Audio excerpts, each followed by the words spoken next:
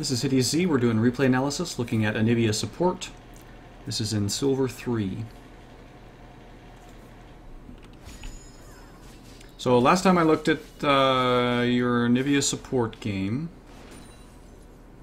the biggest things were a lack of pressure and aggression on your part in the lane phase. So that's kind of what I'm looking to see, is if you've been able to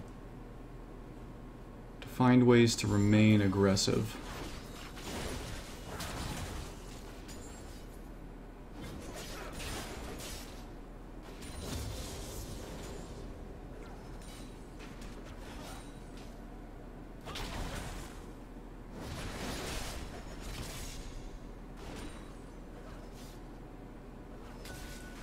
Okay. So, despite having a nice early advantage where Braum wasn't in lane for the first few minions, they've managed to bully you guys out. Which is definitely unfortunate. The lane's not over by any stretch, but...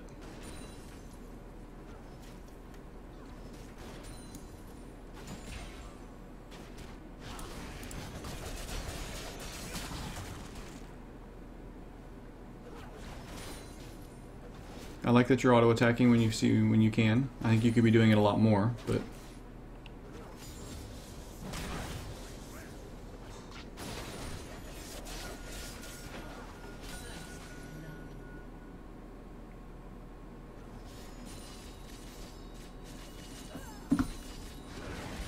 Okay.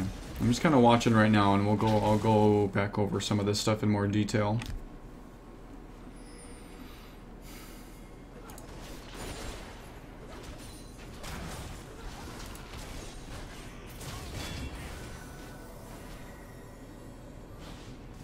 Okay, good. Not quite.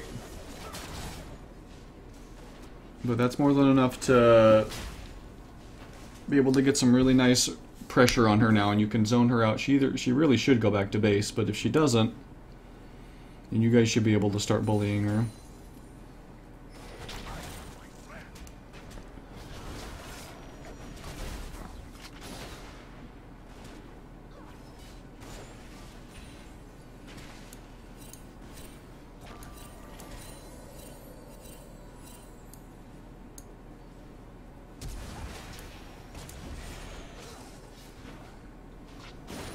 Okay, that was a little over-aggressive. Okay, let me go back and look at some of this in a little more detail. So what ends up happening in this early lane phase, you guys get to lane with nice timing, and you're able to establish an early lane advantage. Sivir is... Wait, what?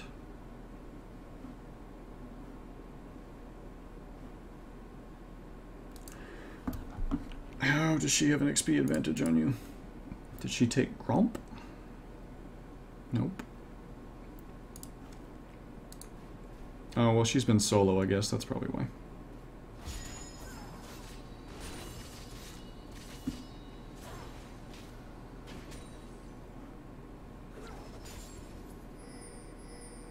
Okay, so even early on, like... obviously you don't know for sure that Braum is in here, but it's very unlikely that Braum was like hiding in the brush while Sivir was, up leashing or something. And so, it's pretty safe to assume that if he doesn't show up with Sivir, that he's not there. So a couple of things that you can do in that case. There's like a chance that he could have been like invading or something with Xin, but you would have known that by now. So maybe he's like helping Xin with blue, but that would be pretty weird. Probably he's just late to lane. That's what it turns out it is. He just wasn't paying attention or something. But if that's the case, then there's not. I mean, there's just there. You want to go aggressive. And if you're worried that maybe didn't see Braum in this brush, then just position up here instead. So when you and Graves get to lane here. And Sivir's late already. Not super late, but she's late, and she comes in, and there's no Braum. Like, even if Braum had showed up, you know, you guys had established an early aggressive pattern, so I'm not sure why you didn't, you know, why you're not shoving this a little bit harder or positioning a little bit more aggressively. There's no need to be like, you know, subtle or cunning or wily or anything right now. It's just Sivir. She's by herself. She's just here. There's not really any... I mean, you can use the brush to drop minion aggro, so that's definitely an option. So if you're pretty sure that Braum is in here, so just come straight up here and just start attacking her. Popping in and out of the brush. If she pops her ward, then that's, you know, that's okay. Then now she's down. Now they're one ward down for guarding river. If she decides to auto-attack you a couple of times, then she's going to be, you know, then she's probably going to be missing out on CS, or at the very least missing out on the CS, you know, level 2 war. You got plenty of sustain, so you can afford to take a couple of auto attacks, you know, to win the level 2 race. So there you're doing it, but you're backing off. So there's no need to back off this far. There's no reason to be afraid of her right now. Like, she's tunneling on CS, and even if she were to auto attack you a couple of times, you have the sustain to deal with that. Even if she boomerang attacks you, that's almost fine. That's fine too, honestly, because if she uses her boomerang on you, then that's, you know, again, she's not using it to push the wave, so she's going to be falling further behind. It's a big chunk of mana that she's spending. Well, she doesn't even have a boomerang. She just has bouncing blades, so she can't. So yeah, never mind. She can't do anything to you other than just auto attack you. So yeah, there's no reason to be playing this passively. Get up at her grill. Get up in this bush and force her to respect you. There you go. So now you're doing it. But you could have done it even sooner. And see, when you do that, now she has to back off, right? She can't just sit here. So make this happen sooner. Make this move sooner. Okay, you pop out. You canceled your auto there, unfortunately. And now you back off. Okay, that's fine. Okay, good.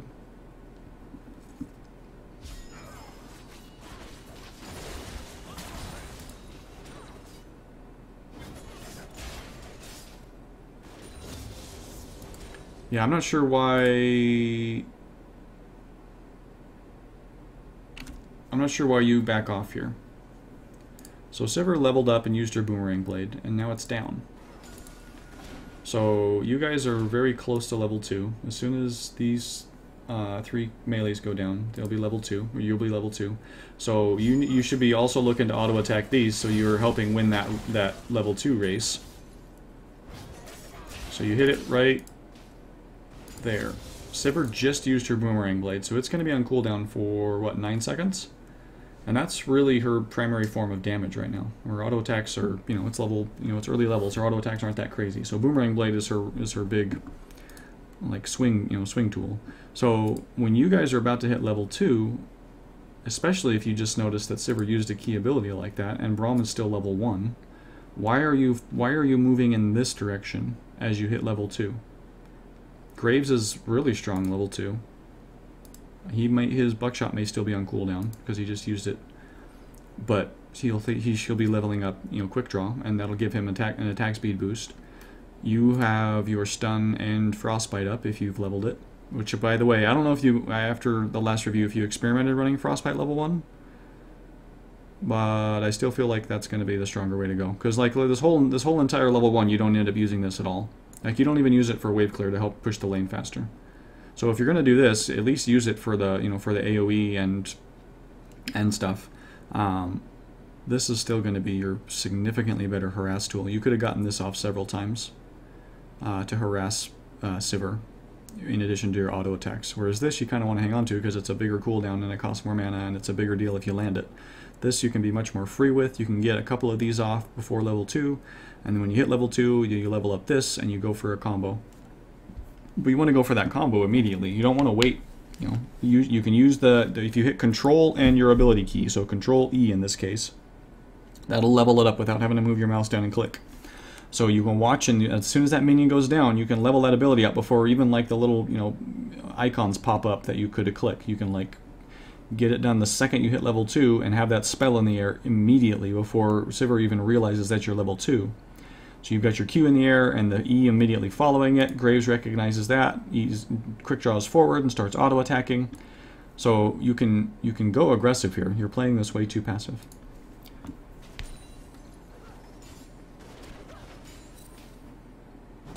And so yeah, I don't know. There's no reason to respect him. Sivir's boomerang is on cooldown. He comes out of here like that. Don't respond by backing off. Respond by going aggressive. You know, he hits Graves with his Q, with his what's it called? Glacial Winter's Bite. That's right. He hits Graves with Winter's Bite, and instead of like you moving forward, so that he doesn't continue moving forward, or so that Sivir doesn't come up and try to take advantage of the stun proc on him, you're moving even further back. So you're giving them... So there you go. So there you move forward. But again, you move back first, and by the time you move forward, Sivir had already responded. Sivir's uses Boomerang Blade and immediately backs off, and that causes your Q to miss. So if you respond quicker and anticipate this rather than react to it, you could have found yourself with a much more favorable trade there.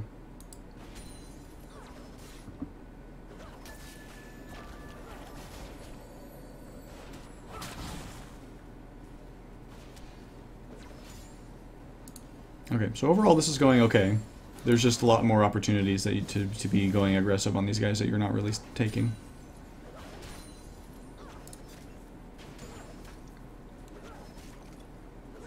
And again, you should not ever be back here behind Graves. You are not Janna. And even Janna shouldn't be, but you're not somebody that just sits back here and waits for an engage and then counters it. You are Anivia. You're not really a hyper-aggressive support, but you have ranged auto attacks, you have a heavy CC ability, you put out a fair amount of damage early on. You need to be up here. As long as you are back here, like, okay, so let's just look at this. So your zone, your threat range is the range of your auto attacks plus the range of your Q, whatever it is that your threat range is. So your threat range actually with your Q is startlingly long. Like it's like, no, it's longer than that. You're like, your Q will probably actually go out to where Braum is, or maybe a little, just about, if you were to launch it right from here. Assuming he stood still, you could probably hit him with your Q. So, so you are technically within threat range there, but your E isn't that, or I don't think your E is quite that long range, and your auto attacks aren't quite that long range. So your actual like full damage threat is closer to like this, where you can get auto attacks off, where your Q is easier to hit because it's closer, where your E is well within range. So you have a threat range like this. It's big. They have to respect this range. This circle around you. There's a terrible circle. So they have to respect that circle. And wherever you move, that circle stays around you, right? Until you use your abilities, and then it shrinks down to whatever your auto attack range is, and it's and the threat is less potent. So you have this circle that they have to respect, or they should respect, and if they're not respecting it, then you need to punish them. So as long as you are back here behind Graves, if you're here and here, then your circle is back here with you. It's this much further back. So if you're sitting here, and this is you in the center, then this is your circle. And what do they have to respect there? Are you threatening them at all? Are you pressuring them at all? No. You move up a little bit here. Okay, now it's a little bit. If Sivir comes in to try to like CS these guys, then she's pressing her luck. Okay, so what if you were to even just move up to the edge of the brush right here? Yikes.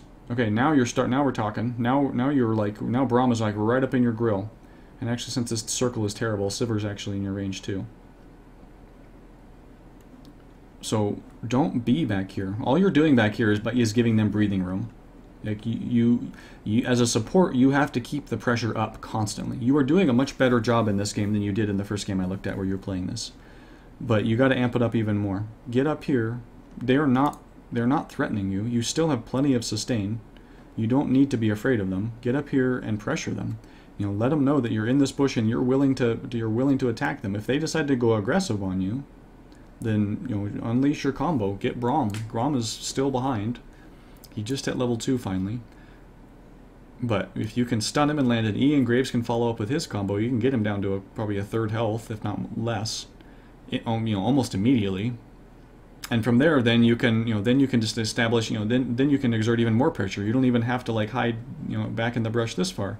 You can start throwing your weight around all the way up here.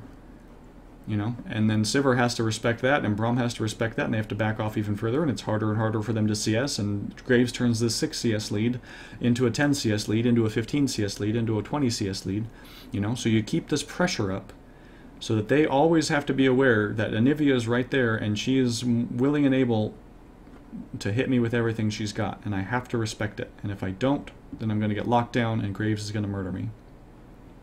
But if you're back here, then there's none of that. Then they're thinking, okay, Anivia's out of the picture. She might as well be dead for all that I have to think about her when she's back here. I can just freely CS. I don't have to worry about it at all. So don't do this. Don't even do this. Do this at least. You know, pop in and out. Let them know you're there. Make them respect you. Okay, moving on. So you're moving up here again. It's not that you're not making the right moves, because eventually you often are. Like several times now, I've said something, and then you know, a few seconds later, you actually do it. So again, you're not playing this terribly, and you are doing a lot better than you used to be. It's just your instincts are still pretty passive, and I can see that you're trying to to train your instincts to be different, and so that's good.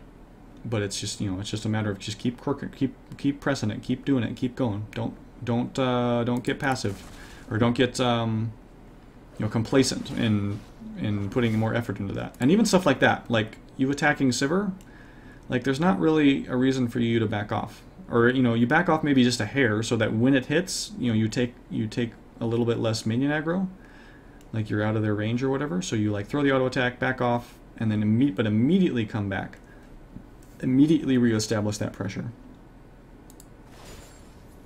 Again, being back here does nothing for either of you.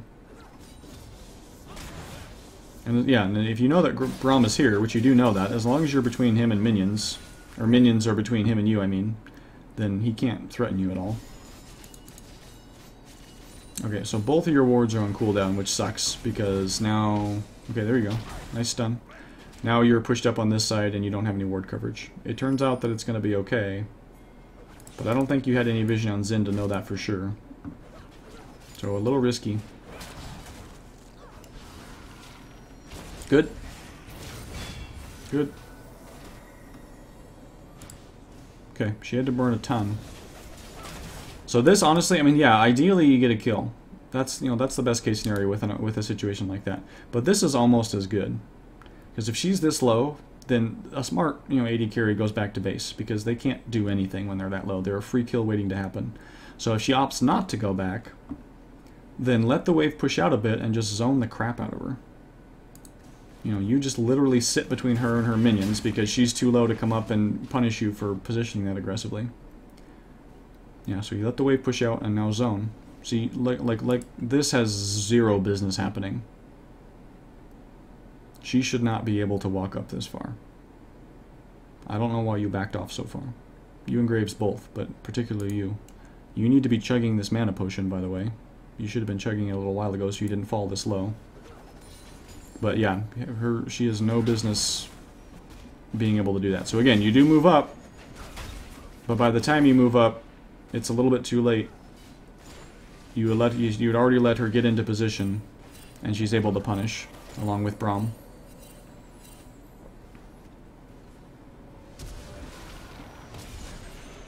Too aggressive. Too aggressive. Only do that if you are sure that you can get the kill. Unless you're very confident that Graves is on exactly the same page as you, just wait. Again, you don't need to kill her. If you can position aggressively and zone her out, and she's willing to sit here forever, watching her CS lead fall farther and farther behind, because you're zoning her out while Graves is last hitting, then that's again, that's almost as good. The reason you want to kill her is to give you gold and to deny her experience and gold. If you're able to do that by zoning, that's just as strong. If you're able to do it for long enough and do it correctly. So you don't need to get a kill here. It would be nice, but you don't need to. Spending flash and spending your last reserves of mana like that, just that now she doesn't have to respect you nearly as much. Now she maybe can stay in lane, because now if the wave gets pushed to the turret or something, now you're not nearly as scary. So let's see what she ends up doing here.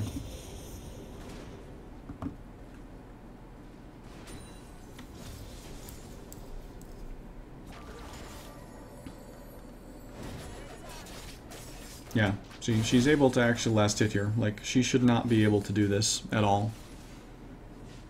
You guys got a really good set of a bunch of damage on her, but didn't follow that up correctly. Okay, roaming mid. Good. Good. Well done. Okay, good. A couple things I liked about that. So, you are communicating with. Seems like you're communicating with Karma. You're laying down some pings. That's good. And now, as soon as you come up here, you resist the temptation to just like immediately fire that stun, and that forces Victor to then he can't walk straight back to lane, right? He has to walk this way because of the way you're positioned and because you held on to your stun. Honestly, I probably would have held on to it even a little bit longer, so that he's not able to run in a straight line ever. You know, as long as you have Schrodinger's stun in your pocket, and you know it might hit, but it might not. He has to respect the fact that it might hit, and so he can't afford to like run in a straight line or be predictable or anything. But you still did good because you erred on the side of this way, on this half of him, instead of just throwing it right where he was. And so that zones him back this way. He has to go this way or he's going to get stunned. So he steps down this way, which allows Karma to get her CC on. He goes aggressive. But since Wukong is right there, it doesn't even matter. So really good roam. I like the way you use your ability there. Could have been a little crisper. He might have held on to that stun a little bit longer, but overall that was well done. Good roam timing too, for the most part. Although, if you had been able to zone Sivir out for that whole time down here before, then it would have been even better, because Sivir probably would have eventually given up and gone back to base. And or Graves would have been in even a better position to keep his foot on her throat, because she would have been playing super scared.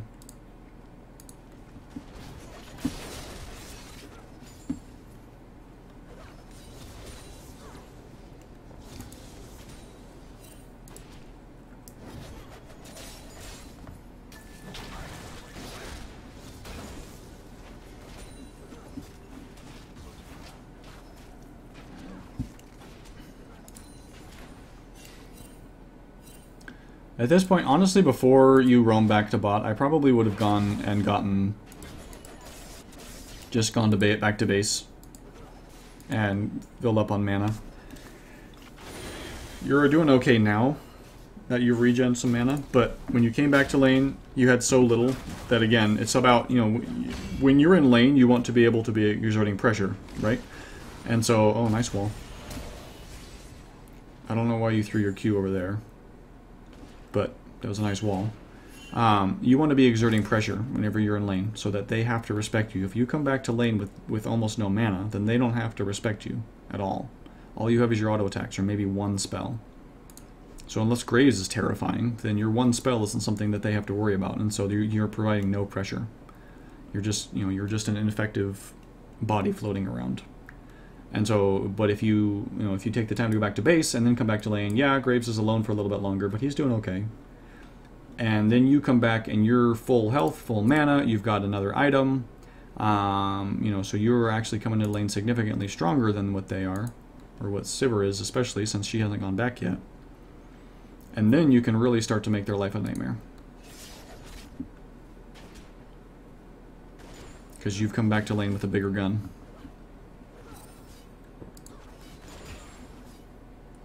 Okay, I'm not sure what you're doing here. If you're typing or DC or what happened there, but... Okay, this was fairly predictable. So... You know, the jungle buffs are all still down, like the big buffs. So they're about to come up. You've got blue buff that'll come up before too much longer, another minute or so. You know, you can look at the state of your jungle and just kind of estimate, because it's going to be about the same, unless Zen has been spending way more time in lane than Wu, or vice versa. It's going to be about the same. So if you look at your jungle, you've only got a couple of camps. You can estimate that Zen's jungle looks similar. And if you don't have vision, then you can just kind of assume that he's looking for ganks probably right now. He's looking for an opportunity to gank. A good jungler is always looking for an opportunity to gank anyway. And so you can glance at the map. see, okay, his jungle is probably fairly clear right now, so he's probably, you know, looking for a gank more than he would be even otherwise. And so where could he gank? Well, not really mid. I mean, maybe you could dive mid. Or maybe he just came from mid not that long ago. You know, top is pretty gankable. You're pretty gankable too. So you don't know. He could show up anywhere without more knowledge, without, you know, without being able to better predict where he is going to be. And there's ways to be more aware of jungler, you know, jungler paths and where the jungler might be. But at this stage and at this level, just some of this basic stuff that I'm talking about will serve you well enough. And so as you are pushing past river, you need to immediately be aware that you are vulnerable to being ganked. And that a good jungler who is looking for a gank, and especially around this time, like around 8 minutes, you know, right before the next buffs come up and right about when people are getting their ultimates, you know, often, you know, that right about that window, so it's a little early, but it's getting close. Right about this window is when junglers love to gank bot lane. Because if they can successfully gank bot lane and maybe even top lane teleports in and helps, then they've got a 4-man or a 3-man bot, and if they win it, then they've got a free dragon on their hands. So it's about this time, you know, between right about now is a little early, but still we're thinking about, and you know, between now and about 11 minutes, sometimes later. But you got to be aware that that is what the enemy team is looking to do, or they should be looking to do if they're any good. So for you to press past river here without vision in your tri-bush or in the river is just insanely risky. Especially since you don't have, like, you know, you're not particularly strong. You haven't been back to base. You don't have a lot of mana or resources. So you weren't so far up that it's a disaster, I don't think. Nice stun. But now you guys, like, you're in a position where now you have to go back. And if they wanted a dragon right now, it would be pretty free. Because you guys can't really provide anything to a dragon contest. They're pretty low too, so, I mean, again, it's not the end of the world with this particular situation, but that kind of thing will end up biting you.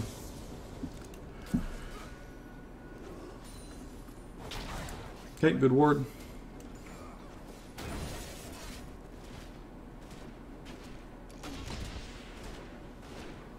That wasn't, I mean, you accomplished your purpose in just zoning them out. That wouldn't have been a good time to actually go in, because Graves was low and he had a big pile of minions he needed to get. No, why are you doing this?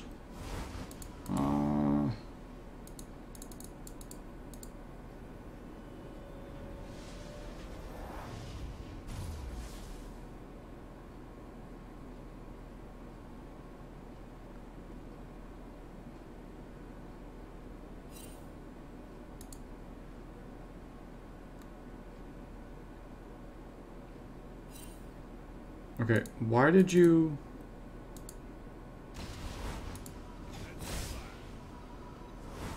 Okay, you're going back right now, and that's the right move. You have plenty of gold. I'm not sure what you're thinking you're going to accomplish here. Right now, the wave is just going to sit here. Eventually, it will start to push this way, but it's going to take a really long time. And so by the time you guys go back to base and then walk back to lane, the lane is still going to be right about here. It's going to stay right about here. So you doing this, like, I'm not sure why you did it in the first place. You didn't need the gold. And I think you even missed the last hit anyway. But now you've set this lane to be pushing faster than it would have. It's not a huge thing. Let's just look and see what happens to the wave now. So where it was even, now there was a numbers advantage, and now there's a health advantage. And the wave was able to move up a little bit, so now it's in the center of the lane.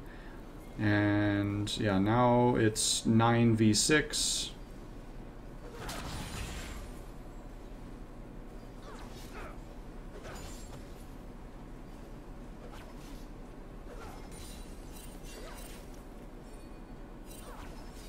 So instead of having the lane end up sitting back here again and have it be even numbers, and you know, by the time you get back to lane, you know, they haven't had a chance to CS a bunch of extra stuff. It's a little thing, but it's just weird that you decided to do that.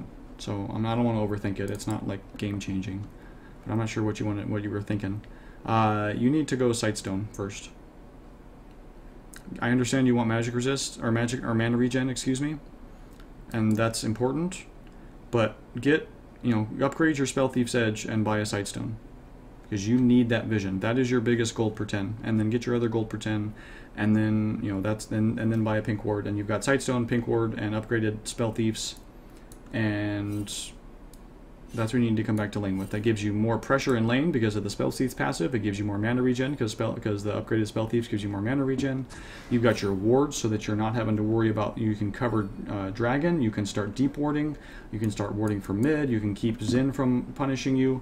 You need to have vision control of this area right about now. This is Dragon prime time. Like I pointed out earlier, 8 to 11, 8 to 12 minutes is Dragon prime time. You need to have vision control. Braum got a Sightstone, and so look at what he's doing. Ward, he's probably going to put a ward here or up in this bush, and they've got complete vision dominance of the area, whereas you're coming back with a single pink, and yeah, you'll be able to clear this out, but this is still dark. And you don't have anything else to throw in here. Like, the only way that you guys can find out that they're doing Dragon right now is by face checking.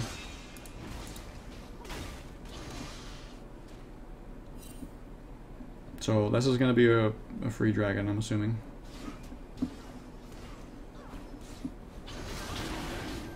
Okay, there you use your Trinket Ward, I think. Wait, what ward did you use there?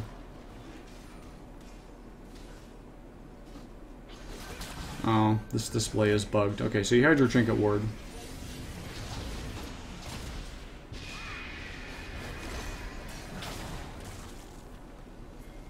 Ulting there was really non-efficient.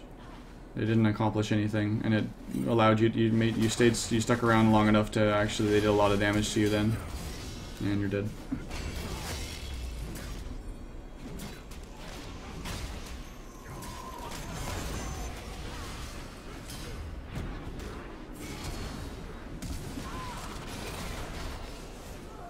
Graves should pick up a double, so that's good, because Sivir wasn't paying enough attention.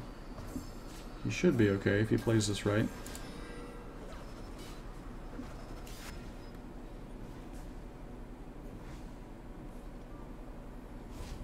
Okay.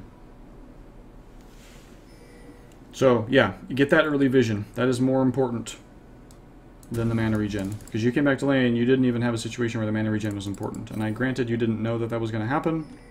But, I mean, if you really want a little bit extra, again, you can upgrade the Spell Thieves to get more mana regen.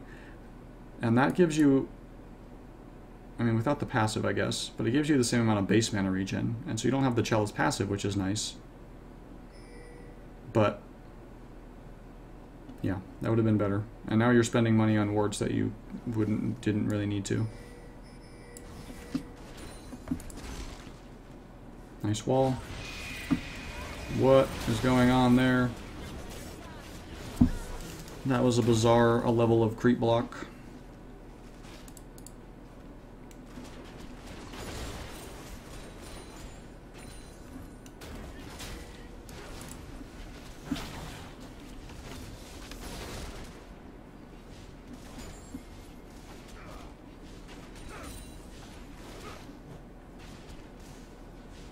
Use your Q to wave clear. There you go. Like that. You do that sooner. When there's a big wave to do on it. And then you can pressure the turret that much harder. Or shove the wave and roam sooner, you know? Oh boy.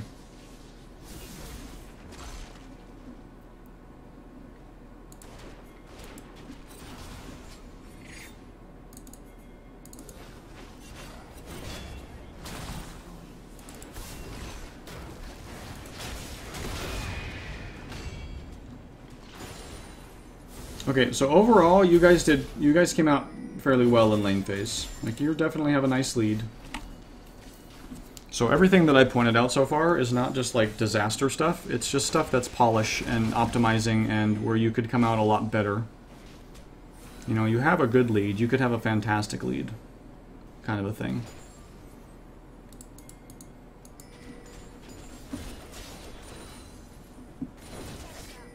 Okay. You guys should be going back now. Graves has enough to finish Infinity Edge.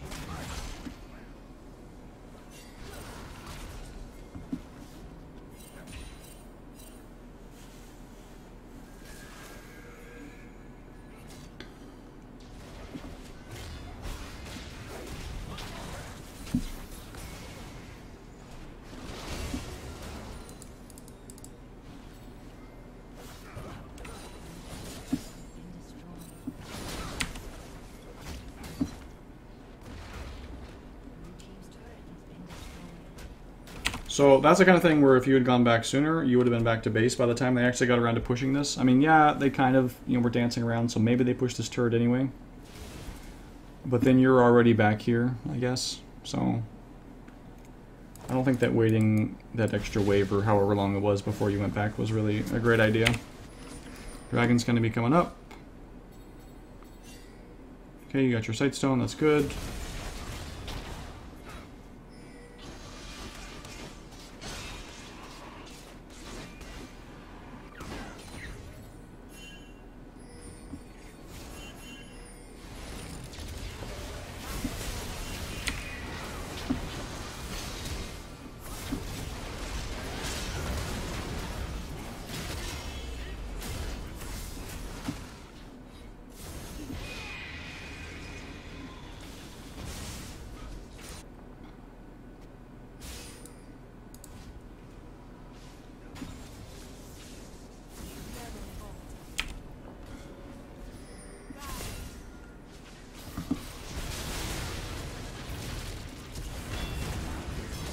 So you use your Sightstone to ward Dragon, but you didn't really establish vision control of the area.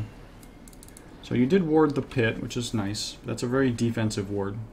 You didn't really ward, you didn't ward the entryways, so you didn't know that Zen was here taking Scuttle Crab.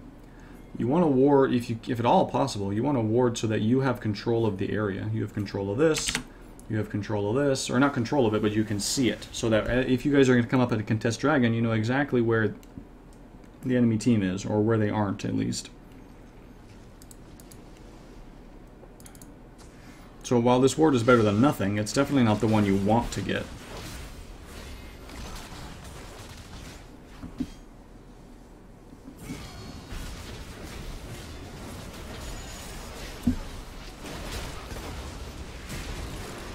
Okay, good.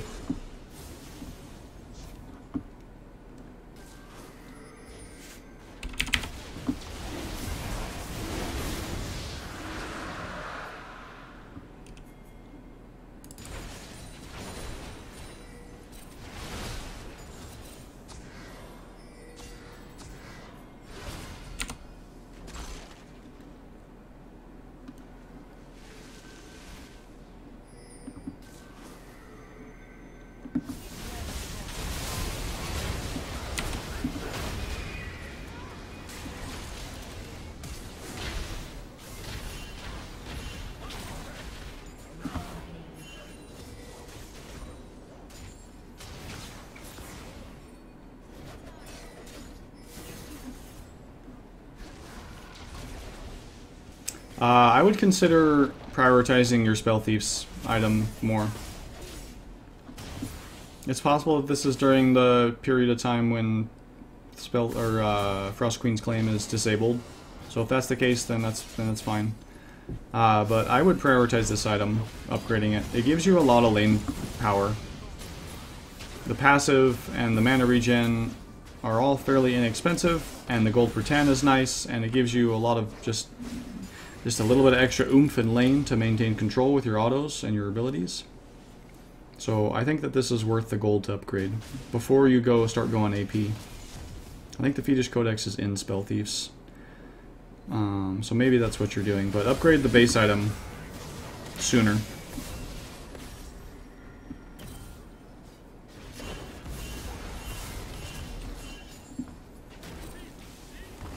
Okay, so you guys are all pretty low, and Jace is not there.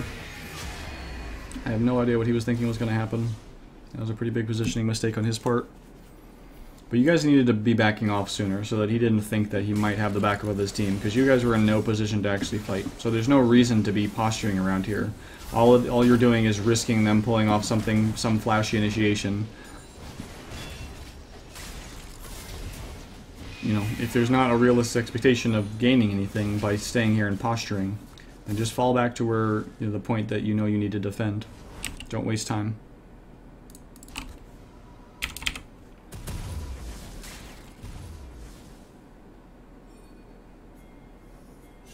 Yeah, okay, so you're rushing Athenes. I don't think rushing Athenes is worth it. Getting it eventually is fine. But you're not at a point in the game where you super need it. And the Spell Thief's items would be very helpful in lane. And you'd be... I don't know if you'd gain if it would have paid for itself by now. It actually almost certainly wouldn't have, but the GP10 will be paying dividends throughout the game, so getting it sooner makes a lot of sense.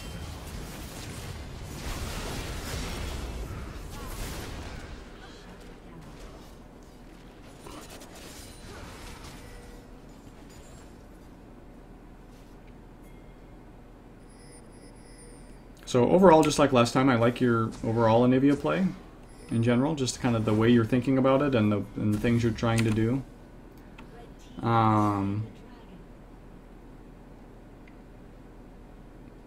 am not a very experienced Anivia player, so I'm not going to be able to give you super specific optimizations about your ability combos and, you know, what you exactly should be doing. I can look at, I'm noticing a few things, but so again, kind of mostly you're just playing the lane phase really passive when you're supporting. You know, and that could be because that's the way you're used to playing Anivia early and mid, but that's just not the same. It's not the same thing when you're playing support. The dynamic is completely different, and your goals are completely different. Oh boy. Okay, so you got caught, then Wukong makes a really questionable initiation. Now it's a 5v3. They're probably going to pick up this turret.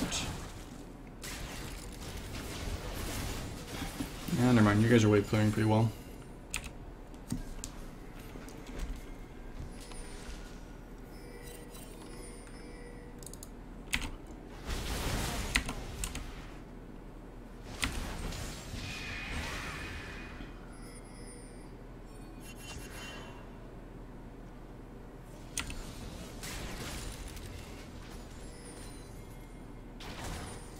So at this point, you need your vision up here. If you're going to be pushing out into here, you need vision here. You know, you need vision around where you are going to be. So warding them through here, these are good wards, but they're not nearly as useful if you're not going to be sitting back here. If you're going to be pushing up into here, then you should be throwing wards down in here.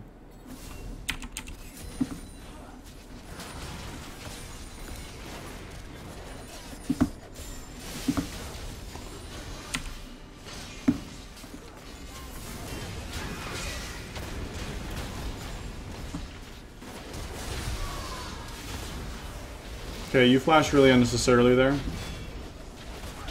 You really weren't the target of focus. So that flash was pretty reactive and unnecessary. I don't think it really changes the outcome of this, but it blows the cooldown for no reason.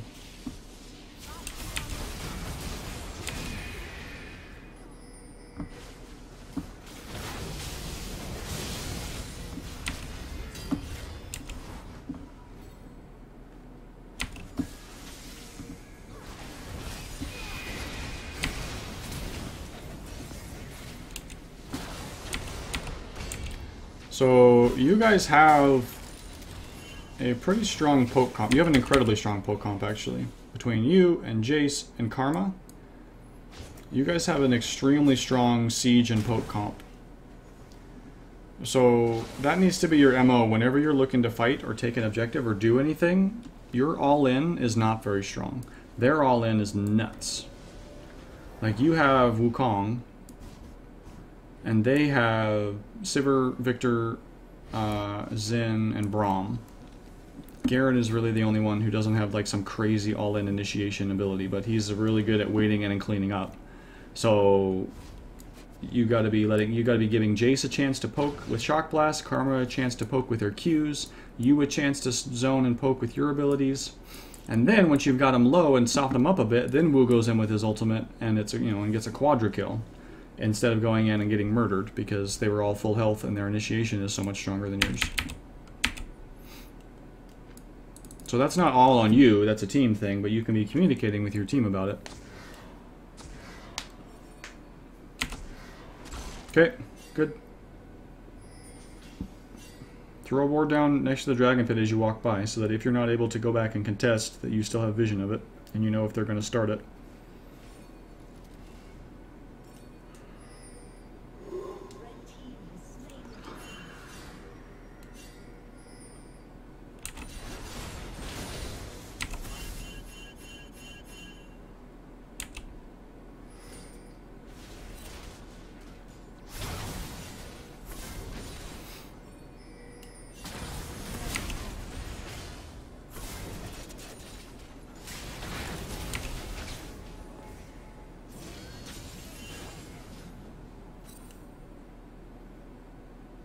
Where's Karma?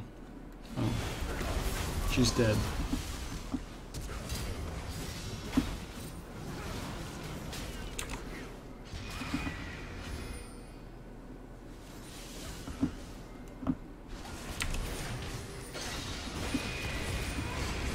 Good.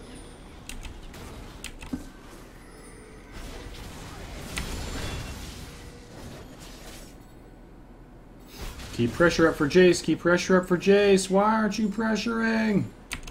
Dude. Okay, so Jace had this turret on lockdown. Like, this thing was going down. He had the position. You guys had them on the run. They're backing off because they know that they need to go deal with this. Why would you stop pressuring them? You don't need to chase them and go all in. Don't overcommit so that they can turn and kill you. But keep the pressure up so that they can't just automatically respond to this. Jace is countering Victor right now. So fortunately, neither, Victor's not going to get anything, but you guys could have gotten this turret, I think, fairly easily. Or at least gotten enough pressure on it that it would have been a free turret next time around.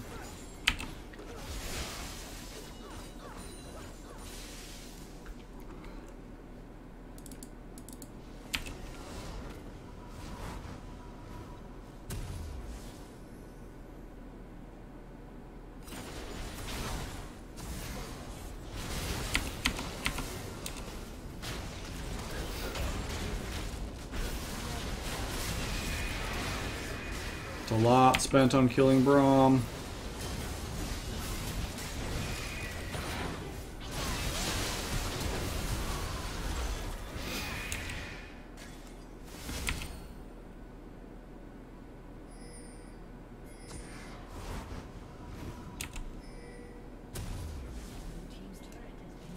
Okay, so when you are a poke comp and you are Anivia, Jace, Karma versus this team, you want to get in a position where you can take the time you need to poke them down so that they are soft enough for Wukong to go in and for you guys to follow up and actually get kills and win a team fight. If you just go on 5v5 mono-y-mono, they will win that because they have a stronger 5v5. They have a stronger initiation, they have more CC, more upfront burst damage. So they will win a straight 5v5. If you guys can poke them down, you will win. And so you need to be looking to create situations where you will have the opportunity to poke them down. And that does not look like pushing out into the lane and fighting them. That in this game, it looks like playing defensively and waiting and making them dive your turrets.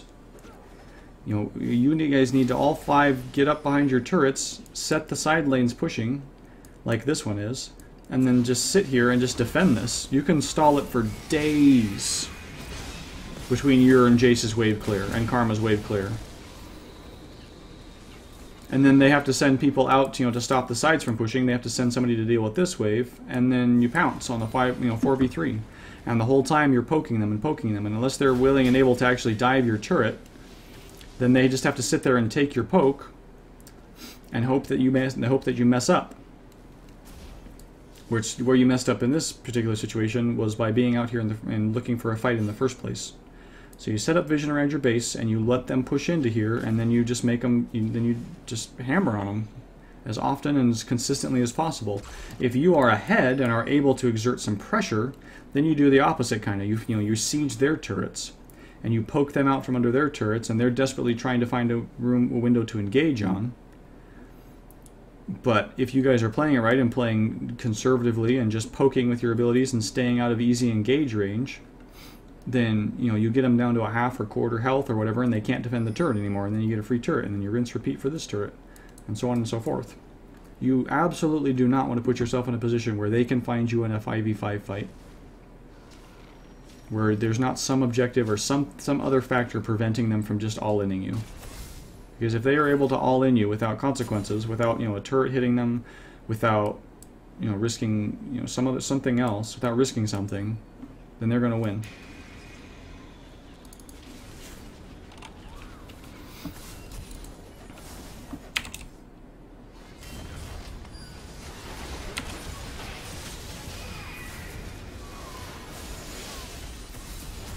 Okay, good. So that was a good example of catching them out in an unfavorable situation, because you found them out and they weren't grouped, and you're able to capitalize on that. Not enough vision on the dragon. Probably should have waited and stunned Xin with that. Like if you aim that right here, you stun Xin, and then he's not able to smite. So you stun Xin and throw your ult in, and maybe you pick the dragon up.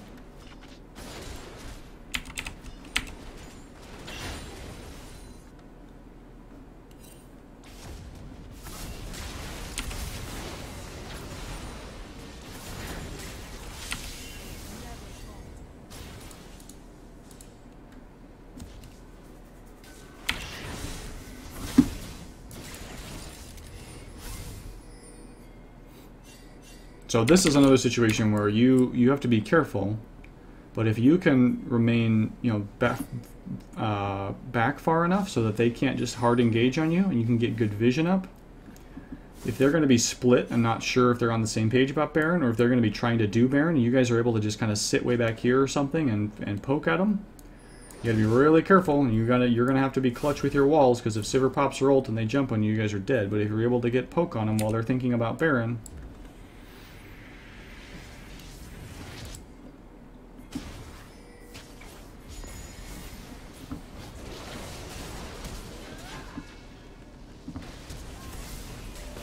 Okay, now that's where the mistake is. That's where it got too aggressive. You guys were fine up until that point. So look, you got Sivir low. Jace goes maybe a little bit aggressive, but it's okay because he has a fairly good idea of where everybody is. Sivir flashes. Okay, there we go. Good. Good. Zin's ult is down. You got Sivir's flash. That's good. Reset for the next fight now. Clear this minion wave. I realize this isn't you. I realize this is Karma. You don't have a lot of control over this. Karma flashes super aggressive into a spell shield, and then Xin, of course, goes in and annihilates her. Wu reacts pretty slowly. You're out of position. Jace is out of position because he wasn't on the same page. Victor murder. Karma's dead. You whiff your stun there, unfortunately. It wouldn't have made a big difference, I don't think. Nice wall.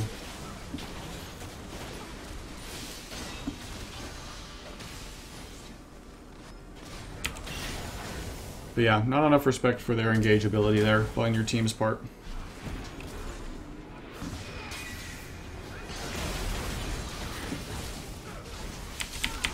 And that's the game.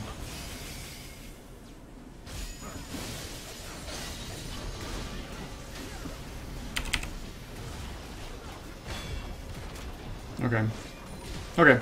So overall, this is a kind of just an analysis and strategy problem in this game. Early on in lane, like I've said, you are doing better at pressuring and at harassing and looking to trade than you were last time, but you can amp that up significantly more. especially versus when you have a defensive support like Braum. You know, Sivir uses her boomerang, and that's on cooldown for 9 seconds, and it costs a lot of mana, and you have sustain. So, you know, bait it out, make her use it, and then it's on cooldown, and now you have a window.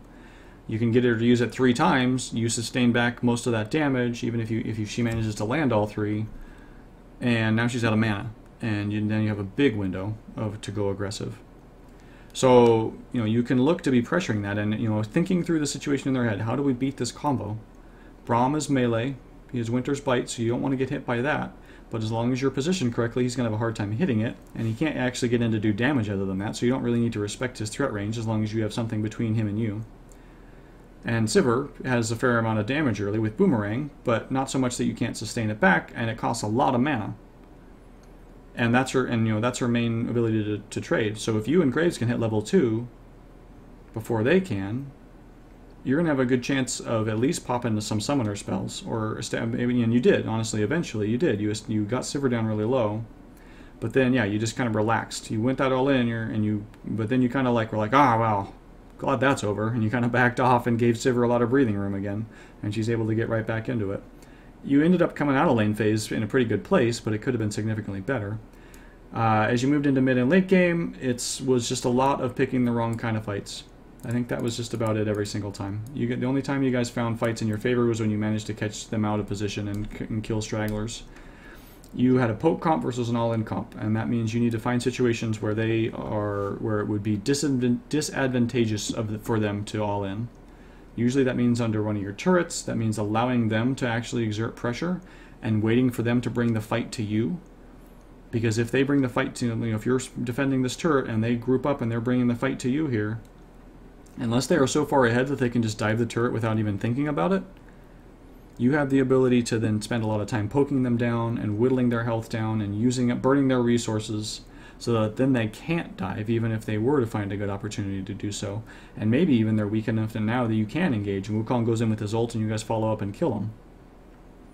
So you find objectives to fight over. You do not want to be looking for fights in the jungle. You do not want to be looking for fights in the open lane. You want to be looking for objectives to defend.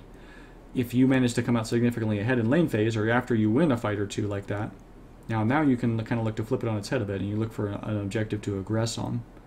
And you ward really well, and you play super smart and super conservative so that you're not overextending and jumping in impatiently. But in this game, it was going to be all about the defensive fighting and poking them down so they can't do anything to you. So overall, definitely an improvement on the first game I saw of you doing this. So I'm glad to see that. If you didn't already experiment with starting E, definitely do that. I really think you will get a lot more benefits out of it. If you did try it and it just wasn't working, then I'd be curious to hear, you know, how that went and why you switched back to Q. So either way, let me know. But I think that you will get a lot more benefit out of starting E as a support and looking to play more aggressively as a support. Not so aggressive that you're just putting yourself in danger of getting all-in done. And you gotta, you know, it depends on who you're against. If you're against Leona Draven, then you want to play a lot safer, you know, and respect that a lot more, at least after level 2. So anyway, all that to say, definitely an improvement, and keep moving onward and upward. Thanks for the opportunity to look at this game. I really appreciate it, and I hope it's helpful. Best of luck.